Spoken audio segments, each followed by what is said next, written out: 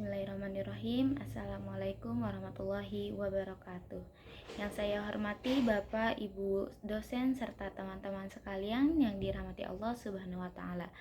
Segala puji bagi Allah yang telah memberikan kita nikmat iman dan Islam, serta kesempatan untuk berkumpul dalam suasana penuh ilmu dan keberkahan.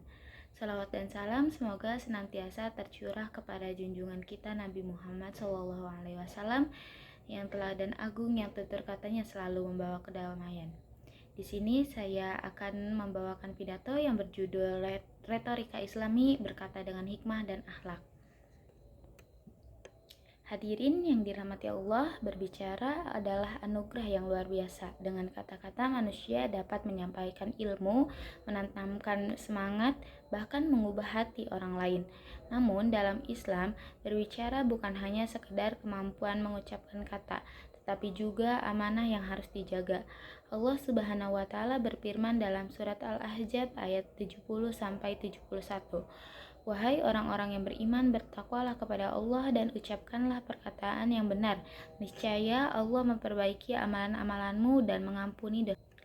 Ayat ini menunjukkan bahwa berbicara yang benar bukan hanya perkara komunikasi, tapi juga perkara iman dan takwa.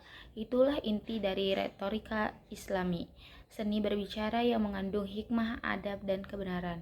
Rasulullah Shallallahu Alaihi Wasallam sendiri adalah contoh sempurna dalam berretorika.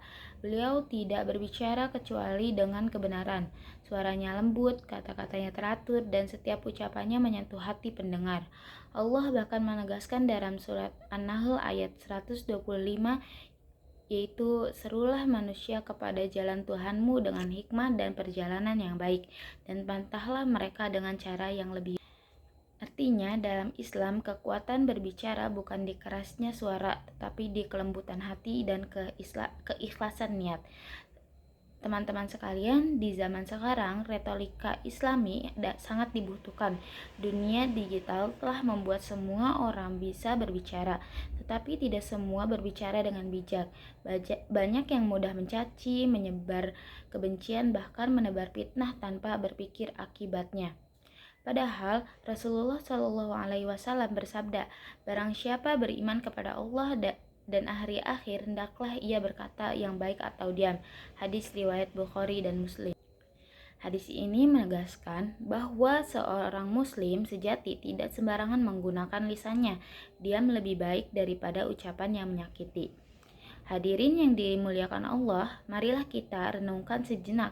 Sudahkah kita menggunakan lidah ini untuk kebaikan? Sudahkah kata-kata kita membawa kedamaian bagi orang lain? Setiap kalimat yang keluar dari mulut kita akan dicatat oleh malaikat. Maka berhati-hatilah dalam berbicara. Jadikan retorika kita sebagai alat untuk menebarkan kebaikan, bukan kebencian, untuk menginspirasi, bukan menjatuhkan. Retorika Islam bukan hanya tentang kemampuan berbicara di depan banyak orang, tapi juga tentang bagaimana kita menyampaikan pesan dengan hati yang bersih dan niat yang tulus. Berbicara dengan hikmah berarti memahami waktu yang tepat, tempat dan cara yang tepat. Berbicara dengan akhlak berarti menjaga lisan dari kebohongan, fitnah, dan kata-kata kasar. Jika kita mampu membandukan keduanya, hikmah dan akhlak, maka kata-kata kita akan menjadi cermin keindahan Islam itu sendiri. Karena sesungguhnya sebagaimana sabda Rasulullah Shallallahu Alaihi Wasallam, seorang mukmin yang paling sempurna imannya adalah yang paling baik akhlaknya. Hadis riwayat Tirmizi. Maka marilah kita gunakan lidah ini untuk menyampaikan kebenaran, menyebarkan kedamaian, dan meneladani akhlak Rasulullah. Jadikan setiap ucapan kita bernilai ibadah, karena dari lisanlah lahir pengaruh yang bisa mengubah dunia.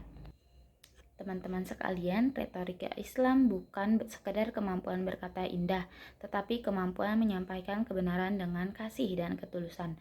Mari kita berjanji pada diri sendiri mulai hari ini untuk lebih berhati-hati dalam berbicara. Gunakan lisan kita untuk menasihati, menenangkan, dan mengingatkan, bukan menyakiti. Semoga setiap kata yang kita ucapkan menjadi pahala, bukan penyesalan, dan semoga kita mampu meneladani Rasulullah Shallallahu Alaihi Wasallam dalam setiap tutur kata dan perilaku kita. Cukup sekian, terima kasih pidato dari saya. Wassalamualaikum warahmatullahi wabarakatuh.